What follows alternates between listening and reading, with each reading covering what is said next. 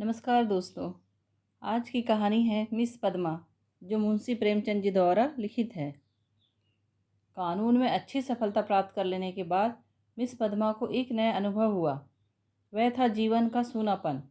विवाह को उन्होंने एक अप्राकृतिक बंधन समझा था और यह निश्चय कर लिया था कि स्वतंत्र रहकर ही जीवन का उपभोग करूंगी।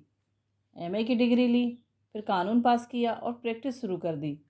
रूपवती थी। देखते देखते वह अपने साथी नौजवान मर्द वकीलों को पीछे छोड़कर आगे निकल गई और अब उसकी आमदनी कभी कभी 1,000 से भी ऊपर बढ़ जाती। अब उतने परिश्रम और सिर मगजन की आवश्यकता न रही। मुकदमे अधिकतर वही होते थे जिनका उसे पूरा अनुभव हो चुका था। उनके विषय में किसी तरह की तैयारी की उसे ज़रूरत मालूम न होती। अपनी शक्तियों पर कुछ विश्वास भी हो गया था। कानून में कैसे विजय मिला करती है, इसके कुछ लटके भी उसे मालूम हो गए थे। इसीलिए उसे अब बहुत अवकाश मिलता था और इससे वह किस्से कहानियाँ पढ़ने, सैर करने, सिनेमा देखने, मिलने मिलाने में खर्च करती थी। जीवन को सुखी बनाने के लिए किसी व्यसन की ज़रूरत को वह अब खूब समझती थी। उसने फूल और पौधे लगाने का व्यसन पाल लिया था। तरह तरह के बीज और पौधे मंगाती और उन्हें उगते बढ़ते फूलते फलते देखकर खुश होती। मगर फिर भी जीवन में सूनेपन का अनुभव होता रहता था। यह बात न थी कि उसे पुरुषों से विरक्ति हो, नहीं, उसके प्रेमियों की कमी न थी। अगर उसके पास केवल रूप और यौवन होता तो भी उपासकों का भाव न रहता। मगर यहाँ तो रूप और यौवन के साथ धन भी था। फिर रसिक वृंद क्यों चूक जाते। पद्मा को विलास से घृणा नहीं थी, पराधीनता से विवाह को जीवन का व्यवसाय बनाने से घृणा थी।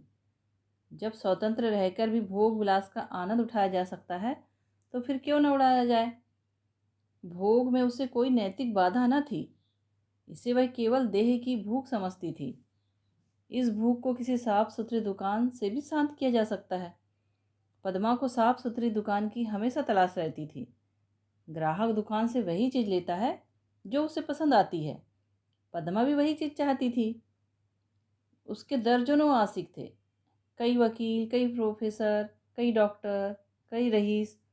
मगर ये सब के सब अय्यास थे, बेफिक्र, केवल भौरों की तरह रस लेकर उड़ जाने वाले। ऐसा भी न था जिस पर वह विश्वास कर सकती। अब उसे मालूम हुआ कि उसका मन केवल भोग नहीं चाहता, कुछ और भी चाहता है। वह चीज़ क्या थी? पूरा आत्मसमर्पण, और यह उसे न मिलती थी। उसके प्रेमियों में एक मिस्टर प्रसाद था। वह बड़ा ही रूपवान और धुरंधर विद्वान, एक कॉलेज में प्रोफेसर था। वह भी मुक्त भोग के आदर्श का उपासक था और पद्मा उस पर फिदा थी। चाहती थी उसे बांध कर रखे, संपूर्णतः अपना बना ले। लेकिन प्रसाद उसके चंगुल में नहीं आता। संध्या हो गई थी। पद्मा सैर करने जा रही थी कि अचानक प्रसाद आ गए। सैर करना मुलतवी हो गया। बातचीत में सैर से कहीं ज़्यादा आनंद था। पद्मा आज प्रसाद से कुछ दिल की बात कहने वाली थी। कई दिन के सोच विचार के बाद उसने कह डालने का ही निश्चय किया था। उसने प्रसाद की नसीली आंखों से आंखें मिलाकर कहा, तुम यहीं मेरे बंगले में आकर क्यों नहीं रहते? प्रसाद ने कुटिल विनोद के साथ कहा, नतीजा यह होगा कि 2-4 महीने में यह मुलाकात भी बंद हो जाएगी। मेरी समझ में नहीं आया, तुम्हारा क्या आशय है? आशय वही है जो मैं कह रहा हूँ। आखिर क्यों? मैं अपनी स्वतंत्रता खोना नहीं चाहता। तुम अपनी स्वतंत्रता ना खोना चाहोगी। तुम्हारे पास तुम्हारे आशिक आएंगे, मुझे जलन होगी। मेरे पास मेरी प्रेमिका आएंगी, तुम्हें जलन होगी। मन मुटाव होगा, फिर वैमनस्य होगा और तुम मुझे घर से निकाल दोगी। घर तुम्हारा है ही, मुझे बुरा लगेगा ही। फिर ये मैत्री कैसे निभेगी? दोनों कई मिनट तक मौन रहे। प्रसाद ने परिस्थिति को इतने स्पष्ट, बेलाग, लट्ठमार शब्दों में खोलकर रख दिया था कि कुछ कहने की जगह न मिलती थी। आखिर प्रसाद ही को नुक्ता सूझा। बोला, जब तक हम दोनों यह प्रतिज्ञा ना कर ले कि आज से मैं तुम्हारा हूँ और तुम मेरी हो, तब तक एक साथ निर्वाह नहीं हो सकता। तुम यह प्रतिज्ञा करोगे? पहले तुम बताओ। मैं करूँगी तो मैं भी करूँगा। मगर इस एक बात के सिवा मैं और सभी बातों में स्वतंत्र रहूंगी।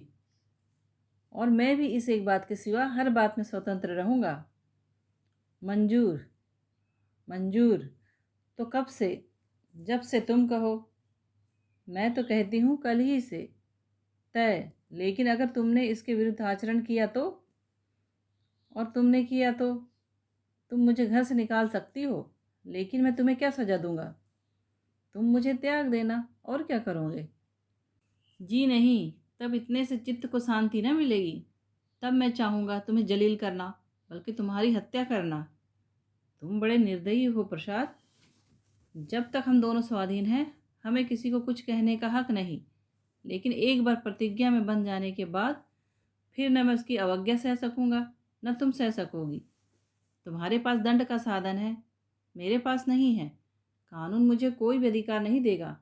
मैं तो केवल अपने पशुबल से प्रतिज्ञा का पालन कराऊंगा, और तुम्हारे इतने नौकरों के सामने मैं अकेला क्या कर सकूंगा? तुम तो चित्र का श्याम पक्षी देखते हो। जब मैं तुम्हारी हो रही हूँ तो यह मकान, नौकर चाकर, जायदाद, सब कुछ तुम्हारा है। हम तुम दोनों जानते हैं, ईर्ष्या से ज़्यादा घृणित कोई सामाजिक पाप नहीं है। तुम्हें मुझसे प्रेम है या नहीं, मैं कुछ नहीं कह सकती, लेकिन तुम्हारे लिए मैं सब कुछ सहने, सब कुछ करने को तैयार हूँ। दिल से कहती हो पद्मा, सच्चे दिल से। मगर न जाने क्यों तुम्हारे ऊपर विश्वास नहीं आ रहा है। मैं तो तुम्हारे ऊपर विश्वास कर रही हूँ। यह समझ लो, मैं मेहमान बनकर तुम्हारे घर में न रहूँगा, स्वामी बनकर रहूँगा। तुम घर के स्वामी ही नहीं, मेरे स्वामी बनकर रहोगे। मैं तुम्हारी स्वामिनी बनकर रहूँगी। प्रोफेसर प्रसाद और मिस पद्मा दोनों साथ रहते और प्रसन्न हैं, दोनों ही के जीवन का जो आदर्श मन में स्थिर कर लिया था वह सत्य बन गया है। प्रसाद को केवल 200 रुपये वेतन मिलता है, मगर अब वह अपनी आमदनी का दुगुना भी खर्च कर दे तो परवाह नहीं। पहले वह कभी कभी शराब पीता था, अब रात दिन शराब में मस्त रहता है। अब उसके लिए अलग अपनी कार है, अलग अपने नौकर हैं, तरह तरह की बहुमूल्य चीज़ें मंगवाता रहता है। और पद्मा बड़े हर्ष से उसकी सारी फिजूल खर्चियाँ बर्दाश्त करती है। नहीं, बर्दाश्त करने का प्रश्न नहीं। वह खुद उसे अच्छे से अच्छे सूट पहनाकर, अच्छे से अच्छे ठाट में रखकर प्रसन्न होती है। जैसी घड़ी इस वक्त प्रोफेसर प्रसाद के पास है, शहर के बड़े से बड़े रईस के पास ना होगी। और पद्मा जितना ही उससे दबती है, प्रसाद उतना ही उसे दबाता है। कभी कभी उसे नागवार भी लगता है, पर किसी अज्ञात कारण से अपने को उसके वश में पाती है। प्रसाद को जरा भी उदास या चिंतित देखकर उसका मन चंचल हो जाता है। उस पर आवाज़ें कसी जाती है, फप्तियाँ चुस्त की जाती है। जो उसके पुराने प्रेमी थे वे उसे जलाने और कुड़ाने का प्रयास भी करते हैं, पर वह प्रसाद के पास आते ही सब कुछ भूल जाती है। प्रसाद ने उस पर पूरा आधिपत्य पा लिया था, और उसे इसका ज्ञान पद्मा की बारीक आंखों से हुआ और उसका आसान अच्छी तरह पा गया है। मगर जैसे राजनीति के क्षेत्र में अधिकार दुरुपयोग की ओर जाता है, उसी तरह प्रेम के क्षेत्र में भी दुरुपयोग की ओर ही जाता है, और जो कमज़ोर है उसे तावान देना पड़ता है। आत्माभिमानी पद्मा प्रसाद की लौंडी थी, और प्रसाद उसकी दुर्बलता का फायदा उठाने में भला क्यों चूकता। उसने कील की पतली नोक चुभा ली थी और बड़ी कुशलता से उत्तरोत्तर उसे अंदर ठोकता जाता था, यहाँ तक कि उसने रात को देर में आना शुरू किया। पद्मा को अपने साथ न ले जाता, उससे बहाना करता कि मेरे सिर में दर्द है, और जब पद्मा घूमने जाती तो अपनी कार निकाल लेता और उड़ जाता। 2 साल गुजर गए थे और पद्मा को गर्व था। वह स्थूल भी हो चली थी। उसके रूप में पहले की सी नवीनता और मादकता न रह गई थी। वह घर की मुर्गी थी, साग बराबर। एक दिन इसी तरह पद्मा लौट कर आई तो प्रसाद गायब थे। वह झुंझला उठी। इधर कई दिनों से वह प्रसाद का रंग बदला हुआ देख रही थी। आज उसने कुछ स्पष्ट बातें कहने का साहस बटोरा। 10 बज गए थे, 11 बज गए, 12 बज गए। पद्मा उसके इंतजार में बैठी थी। भोजन ठंडा हो गया। वह बार बार उठती, फाटक पर जाकर नज़र दौड़ाती। 12-1 बजे के करीब प्रसाद घर आए। पद्मा ने साहस तो बहुत बटोरा था, पर प्रसाद के सामने जाते ही उसे अपनी कमजोरी मालूम हुई। फिर भी उसने जरा कड़े स्वर में पूछा, आज इतनी रात को कहाँ थे? कुछ खबर है? कितनी रात बीत गई? प्रसाद को वह इस वक्त असुंदरता की मूर्ति सी लगी। वह एक विद्यालय की छात्रा के साथ सिनेमा देखने गया था। बोला, तुमको आराम से सो जाना चाहिए था ना। तुम जिस दशा में हो उससे तुम्हें जहाँ तक हो सके आराम से रहना चाहिए। पद्मा का साहस कुछ प्रबल हुआ। तुमसे मैं जो पूछती हूँ उसका जवाब दो। मुझे जहन्नुम में भेजो तो तुम भी मुझे जहन्नुम में जाने दो। तुम मेरे साथ दगा कर रहे हो, यह मैं साफ देख रही हूँ। तुम्हारी आंखों की ज्योति कुछ बढ़ गई होगी। मैं इधर कई दिन से तुम्हारा मिजाज कुछ बदला हुआ देख रही हूँ। मैंने तुम्हारे साथ अपने को बेचा नहीं है। अगर तुम्हारा जी मुझसे भर गया हो तो मैं आज जाने को तैयार हूँ। तुम जाने की धमकी क्यों देते हो? यहाँ आकर तुमने कोई बड़ा त्याग नहीं किया है। मैंने त्याग नहीं किया है, तुम यह कहने का साहस कर रही हो। मैं देखता हूँ तुम्हारा मिजाज बिगड़ रहा है। तुम समझती हो मैंने इसे अपंग कर दिया, मगर मैं इसी वक्त तुम्हें ठोकर मारने को तैयार हूँ। इसी वक्त। पद्मा का साहस जैसे बुझ सा गया। प्रसाद अपना ट्रंक संभाल रहा था। पद्मा ने दीन भाव से कहा, मैंने तो ऐसी कोई बात नहीं कही जो तुम इतना बिगड़ उठे। मैं तो केवल तुमसे पूछ रही थी, कहाँ थे? क्या मुझे इतना भी अधिकार नहीं देना चाहते? मैं कभी तुम्हारी इच्छा के विरुद्ध कोई काम नहीं करती और तुम मुझे बात बात पर डांटते रहते हो।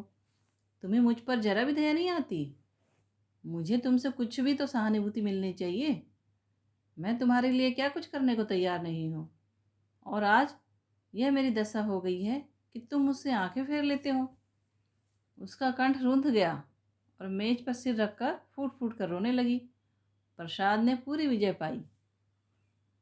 पद्मा के लिए मातृत्व अब बड़ा ही अप्रिय प्रसंग था। उस पर एक चिंता मंडराती रहती थी। कभी कभी वह भय से कांप उठती और पछताती। प्रसाद की निरंकुशता दिन दिन बढ़ती जाती थी। क्या करे क्या ना करे। गर्भ पूरा हो गया था। वह कोर्ट न जाती थी। दिन भर अकेली बैठी रहती। प्रसाद संध्या समय आते, चाय वाय पीकर फिर उड़ जाते, तो 11-12 बजे के पहले न लौटते। वह कहाँ जाते हैं यह भी उससे छिपा न था। प्रसाद को जैसे उसकी सूरत से नफरत थी। पूर्ण गर्भ, पीला मुख, चिंतित, सत्संग, उदास, फिर भी वह प्रसाद को श्रृंगार और आभूषणों से बांधने की चेष्टा से बाज न आती थी। मगर वह जितना ही प्रयास करती उतना ही प्रसाद का मन उसकी ओर से फिरता था। इस अवस्था में श्रृंगार उसे और भद्दा लगता।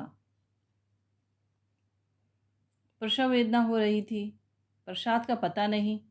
नर्स मौजूद थी, लेडी डॉक्टर भी मौजूद थी, मगर प्रसाद का न रहना पद्मा की प्रसव वेदना को और भी दारुण बना रहा था। बालक को गोद में देखकर उसका कलेजा फूल उठा, मगर फिर प्रसाद को सामने न पाकर उसने बालक की ओर से मुंह फेर लिया। मीठे फल में जैसे कीड़े पड़ गए हों। 5 दिन सौर गृह में काटने के बाद जैसे पद्मा जेल खाने से निकली, नंगी तलवार बनी हुई माता बनकर वह अपने में एक अद्भुत शक्ति का अनुभव कर रही थी। उसने चपरासी को चेक देकर बैंक भेजा। प्रसव संबंधित कई बिल अदा करने थे। चपरासी खाली हाथ लौट आया। पद्मा ने पूछा, रुपये? बैंक के बाबू ने कहा, रुपये सब प्रसाद बाबू निकाल ले गए। पद्मा को गोली लग गई। 20,000 रुपये प्राणों की तरह संचित कर रखे थे इसी शिशु के लिए। हाय, शौर से निकलने पर मालूम हुआ प्रसाद विद्यालय की एक बालिका को लेकर इंग्लैंड की सैर करने चले गए। झल्लाई हुई घर में आई, प्रसाद की तस्वीर उठाकर जमीन पर पटक दी और उसे पैरों से कुचला।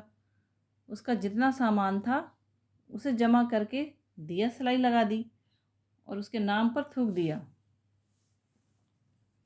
1 महीना बीत गया था। पद्मा अपने बंगले के फाटक पर शिशु को गोद में लिए खड़ी थी।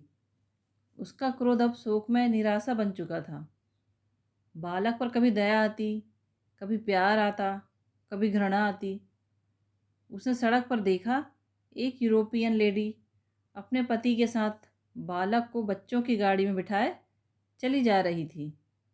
उसने हसरत भरी आंखों से उस खुशनसीब जोड़े को देखा और उसकी आंखें सजल हो गई। दोस्तों, कहानी पसंद आई हो तो लाइक, शेयर और सब्सक्राइब ज़रूर करें। कहानी सुनने के लिए आपका बहुत बहुत धन्यवाद।